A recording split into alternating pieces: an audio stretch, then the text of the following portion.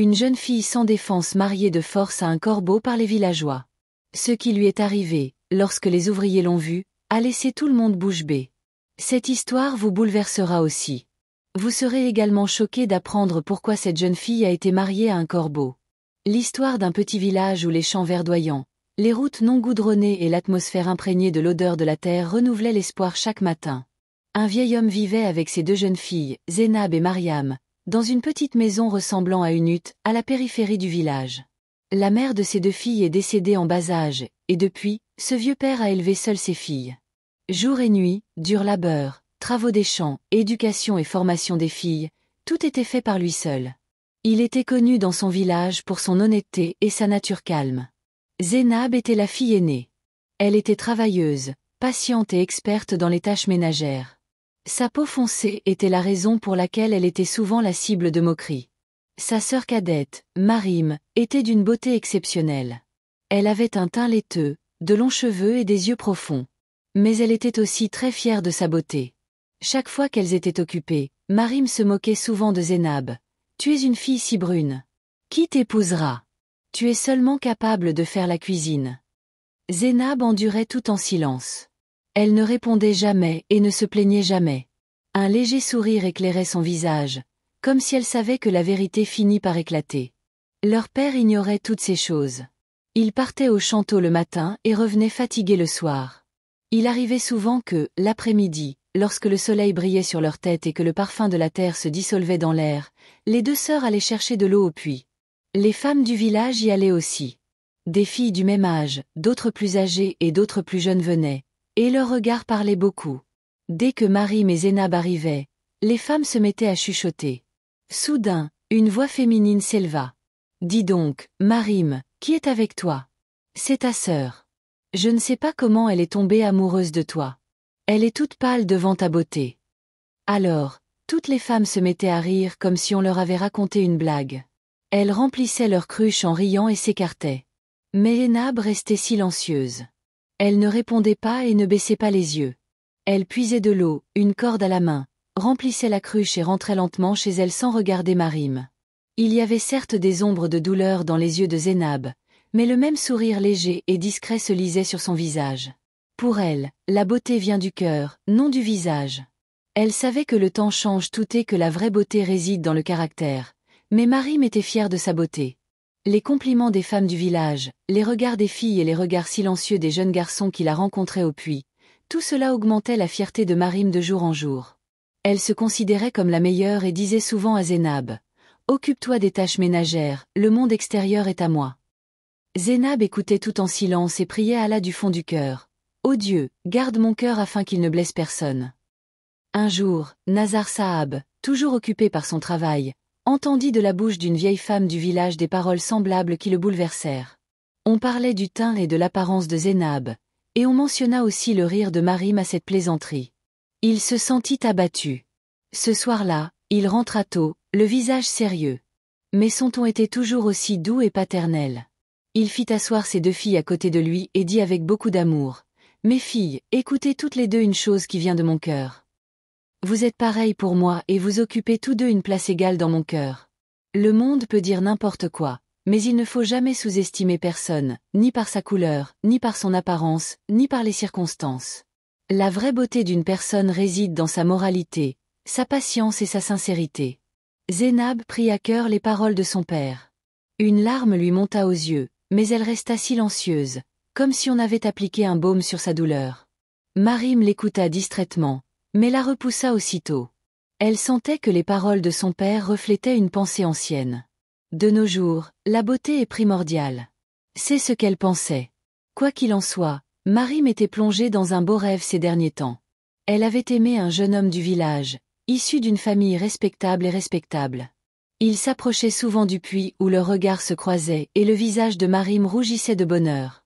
Puis, petit à petit, leurs rencontres commencèrent à se faire sous un grand arbre touffu du village, un arbre qui, témoin de chaque saison depuis des années, était devenu lui aussi témoin des promesses d'amour. Là, ils se rencontraient en secret, échangeaient des paroles pleines d'amour, riaient, prenaient part à des rituels et prêtaient serment. Le garçon disait souvent: « Marim, ne t'inquiète pas, je t'enverrai bientôt une demande en mariage, nous ne ferons plus qu'un. » Maryam y croyait les yeux fermés. Pour elle, tout cela n'était qu'un rêve. Elle avait l'impression que le destin lui-même frappait à sa porte. Maryam était sûre que personne n'épouserait Enab parce qu'elle n'était pas belle. Mais Enab était confiante, convaincue que l'on ne reçoit que ce qui est écrit dans son destin et que la vérité éclaterait un jour.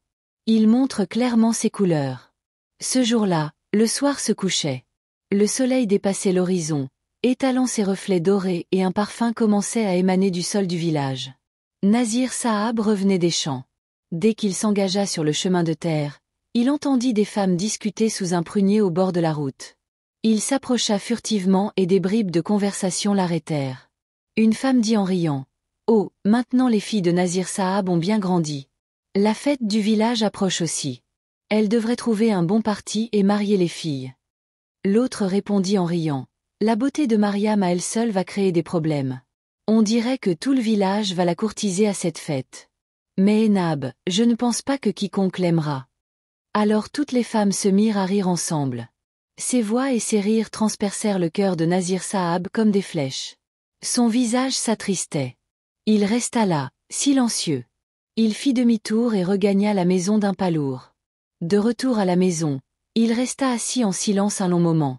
Zénab préparait des rôtis et Maryam se coiffait devant le miroir. Ils ne comprenaient même pas ce qui se passait dans la tête de leur père. Un homme de ce village. Selon une vieille coutume, une fois par an, à l'arrivée de la saison d'Abar, une foire spéciale se tenait en plein air dans le village. Cette foire n'était pas ordinaire. Tous les anciens et les femmes du village se rassemblaient, et les jeunes filles en âge de se marier y participaient. Le rituel se déroulait ainsi. Chaque jeune fille recevait un petit morceau de bois, puis on lui demandait de fermer les yeux, de tourner sur elle-même et de lancer le bâton à n'importe quel endroit du sol. À l'endroit où le bâton atterrissait, elle devait choisir un époux parmi les jeunes hommes présents. Ce rituel se déroulait depuis des années. Il s'agissait de choisir sa destinée, les yeux bandés. Cette nuit-là, allongé sur son lit, Nazar Sahab prit sa décision dans son cœur. J'ai décidé que cette fois j'emmènerai mes deux filles à la foire. Peut-être que le destin a écrit quelque chose de mieux pour elles, je ne devrais pas négliger mon devoir. Une légère lueur de détermination était visible sur son visage, mais de profondes lignes d'inquiétude étaient également cachées dans un coin de son cœur, en particulier pour Zénab. Dès que Nazar Sahab est entré dans la maison, il a jeté un coup d'œil ici et là. Mais Enab n'était pas visible, peut-être était-elle occupée à la cuisine. Il fit asseoir Maryam à côté de lui et lui dit d'un ton très affectueux : « Ma fille, une foire aura lieu au village dans 2 jours. Je souhaite que vous vous mariiez toutes les deux à cette occasion. » Une vague de bonheur parcourut le visage de Maryam. Son cœur semblait s'être illuminé.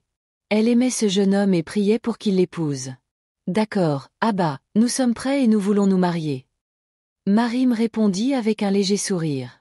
La paix et le réconfort se lisaient sur le visage de Nazir Sahab.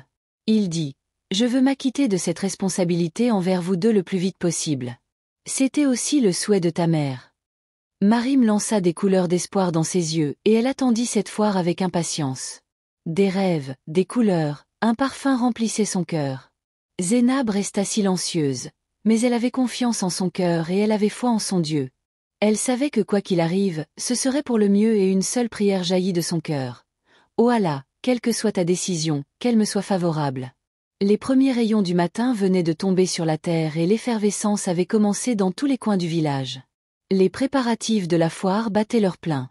Vêtements colorés, visages souriants et une énergie différente régnaient partout. Les sœurs Zénab et Maryam étaient également très enthousiastes à l'idée de ce jour, mais leurs préparatifs étaient différents. Maryam, assise devant le miroir, s'efforçait de sublimer sa beauté. Elle portait des vêtements brillants, des bracelets, appliquait du mendi sur ses mains et imprégnait chacun de ses gestes de charme. Zénab, quant à elle, était simple mais belle de cœur. Elle se libéra d'abord de toutes les tâches ménagères, puis revêtit une robe légère et se prépara avec simplicité. Ses yeux brillaient, mais elle n'était pas opposée au monde. Ils rayonnaient non pas des yeux, mais de la paix de leur cœur. Les 2 sœurs arrivèrent à la foire avec leur père. Là, des rituels étaient accomplis selon la tradition ancestrale. Tout le monde attendait le moment où le serment serait prononcé par la rotation d'un bâton. Ce fut d'abord le tour de Maryam. Tous les regards étaient rivés sur elle. Elle ferma les yeux, médita quelque chose intérieurement, prit le bâton dans sa main et, après avoir tourné sur elle-même, lança une carte cime. Le bâton continua de voler et retomba vers la maison où elle avait aimé un jeune homme du plus profond de son cœur. Le destin avait exaucé son désir. À son retour, une étincelle brillait dans ses yeux, un sourire sur son visage et juste cela sur sa langue. Mon premier regard tomba sur elle. Conformément au rituel, son mariage était scellé avec le même jeune homme. Elle était infiniment heureuse, comme si ses prières avaient porté leurs fruits. Puis vint le tour de Zénab. Elle invoqua silencieusement le nom d'Allah dans son cœur, prit le bâton, ferma les yeux, et après avoir tourné, le lança. Elle le lança dans une direction et il tomba vers une forêt déserte. La foule resta silencieuse un instant. Ce n'était pas la direction où se trouvait la moindre maison ni le moindre visage. Mais le rituel était le suivant. Va, et la première personne que tu croiseras sera ton destin. Zénab avança vers la forêt. Peut-être une histoire l'attendait elle là. Le silence dans les yeux et la foi en Dieu au cœur, Zénab s'avança vers la forêt. Son cœur battait à chaque pas et une seule prière était sur ses lèvres. Ô Allah, écris dans mon destin ce qui est le meilleur pour moi. La douce lumière du soleil tombait sur elle après avoir filtré à travers les feuilles des arbres, et un profond silence régnait dans l'air. Après avoir parcouru une longue distance, son regard se posa soudain sur un grand arbre. Un corbeau noir était perché là et la fixait. L'instant était étrange, comme si le temps s'était arrêté. Les yeux de Zénab étaient emplis de surprise. Elle était déchirée, c'était le rituel du premier regard, de la première rencontre et c'était son destin. Zénab ferma les yeux, prit une profonde inspiration et revint avec la même véracité qui avait toujours fait partie de son ton. Quand elle atteignit les villageois, tout le monde attendait de voir qui elle avait amené. Mon premier regard tomba sur lui, dit Zénab d'une voix basse mais confiante. Il y eut un moment de silence, puis il y eut une pluie de rire. Mariam se plia en deux de rire. Et, je vous avais déjà dit qu'un corbeau viendrait chercher cette fille noire, mais qui savait qu'elle amènerait vraiment un corbeau? Les femmes n'arrêtaient pas de rire et de se moquer. Regardez quel serment Mariam a prêté. Belle beauté et le marié est aussi le même et Zénab est exactement la même qu'elle-même. Nazar Saab vit sa fille, simple, véridique et bavarde, les larmes lui montèrent aux yeux, mais lui aussi était impuissant face au rituel du village. Le cœur lourd, ils envoyèrent Zénab avec le corbeau vers la jungle. Voilà qui est chez toi, dit un vieil homme, et la caravane se mit en route. De son côté, Mariam épousa Salman, le jeune homme qu'elle aimait de tout son cœur. On s'entretenait beaucoup au village, on faisait beaucoup de bruit, et tout le monde commençait à jalouser la chance de Mariam. Mais quand le temps reste-t-il pareil? Mariam fit face à la réalité en quelques jours. Salman n'était d'aucune utilité. Il restait allongé sur son lit toute la journée. Quand Mariam le lui faisait comprendre, il donnait des réponses étranges et sa mère le narguait sans cesse et le blâmait. Je ne sais pas quelle malheureuse fille est tombée entre nos mains. Elle ne connaît ni le travail ni les bonnes manières. Mariam, qui était la prunelle des yeux de tous jusqu'à hier, commençait à se sentir étrangère et auxiliaire des amoureux. Au fond d'elle-même, elle se souvenait de son ancienne vie, de la simplicité et du travail acharné de sa sœur Zénab. J'ai commencé à me souvenir, j'aurais peut-être dû apprendre quelque chose. Zénab pouvait tout gérer. Le chagrin, le regret et la solitude avaient commencé à frapper au cœur de Mariam. Seulement quelques mois s'étaient écoulés et l'éclat du bonheur avait commencé à s'estomper des yeux de Mariam. La vie dont elle rêvait depuis l'enfance était maintenant devenue une horrible réalité. Salman, qui semblait autrefois l'image même de la gentillesse et de l'amour, se mettait maintenant à crier de colère à la moindre chose. Il devenait furieux, il n'avait aucun respect pour les mots, aucun respect pour la relation. Mariam lui parlait tous les jours avec espoir. Certains essayaient d'être gentils mais en retour il les couvrait de sarcasme et l'indifférence est devenue son destin et l'attitude de la belle-mère était comme un autre nom pour une tombe. Elle était toujours occupée à essayer d'humilier Mariam et à se moquer de ses faiblesses. Une fille comme toi n'aurait jamais dû franchir notre seuil. Ces mots ont fait Mariam. Le cœur était tamisé tous les jours. Celui qui fleurissait autrefois comme un parfum s'estompait maintenant lentement. Et puis un jour tout a pris fin. Un matin Mariam a rassemblé ses vêtements en silence et en colère. Elle vint s'asseoir chez son père, avec des larmes aux yeux, la défaite au cœur et une seule décision sur les lèvres. Je ne reviendrai jamais en arrière maintenant. Nazir Saab qui il avait choyé sa fille sur ses paupières et lui expliquait beaucoup de choses, parfois avec amour, parfois avec douceur, parfois en la regardant dans les yeux. Il disait « Mon fils, chaque relation est mise à l'épreuve mais la patience est la plus grande force. » Mais il y avait cette obstination dans les yeux de Mariam qui naît souvent dans les cœurs brisés. Elle n'écoutait pas son père. Seulement quelques jours s'étaient écoulés quand soudain la nouvelle arriva que Salman avait divorcé d'elle. Maintenant Mariam était là pour toujours dans la maison de son père, parfois dans la solitude quand tout le monde dormait. Mariam fixait les étoiles au plafond et une pensée surgissait dans son cœur. Enab, cette fille sombre, je me demande où elle serait maintenant dans cette forêt déserte avec ce corbeau. Mariam était toujours aussi fière de sa beauté qu'avant son mariage. Son cœur n'était pas prêt à croire que quelque chose de bien puisse être écrit dans le destin d'une fille simple comme Zénab. Même aujourd'hui, si je le souhaite, alors je peux avoir un bon garçon. Après tout, maintenant il n'y a plus de discussion sur la beauté.